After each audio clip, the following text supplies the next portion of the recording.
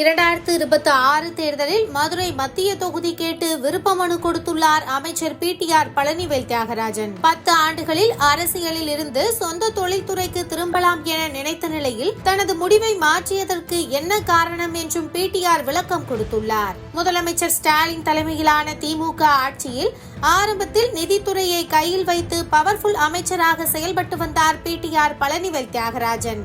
நாளடைவில் நிதித்துறையில் இருந்து தகவல் தொழில்நுட்பத்துறைக்கு மாற்றப்பட்டார். அதன் பிறகு மதுரையில் அமைச்சர் மூர்த்தி கைகள் ஓங்கியதாகவும் பிடிஆர் சைலண்ட் மோடுக்கு போனதாகவும் பேச்சு அடிபட்டது. பின்னர் மும்மொழி கொள்கை, தொகுதி மறுவரையறை விவகாரத்தால் மீண்டும் ஃபார்முக்கு வந்தார் பிடிஆர். அதனால் தேர்தலையொட்டி தேசிய அரசியலை திமுகவின் முகமாக பிடிஆரை கொண்டு வந்து விடலாம் என முதலமைச்சர் ஸ்டாலின் கணக்கு போட்டதாக பேச்சு இருந்தது.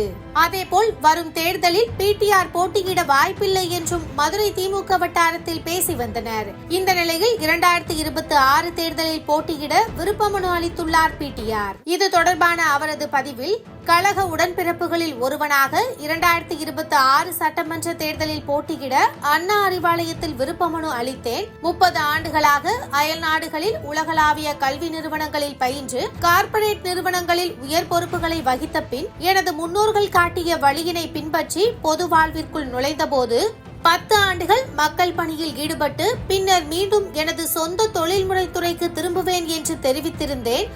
ஆனால் என் தொகுதி வாக்காளர் பெருமக்கள் முதல் தேர்தலில் அளித்த ஆதரவை விட அதிகமான வாக்குகளால் 2ஆம் முறை வெற்றி பெற செய்தது மட்டுமின்றி என் பாசத்திற்குரிய தலைவர் முதலமைச்சர் ஸ்டாலின் தமது தலைமையிலான அமைச்சரவையில் பணியாற்றும் அரிய வாய்ப்பை வழங்கினார். அதன் மூலம் என் வாழ்நாளில் இதுவரை இல்லாத வகையில் மக்கள் நலனிலும் மாநில முன்னேற்றத்திலும் குறிப்பிடத்தக்க தாக்கத்தை ஏற்படுத்தும் பணிகளை நிறைவேற்றும் நற்பேறு கிடைத்தது.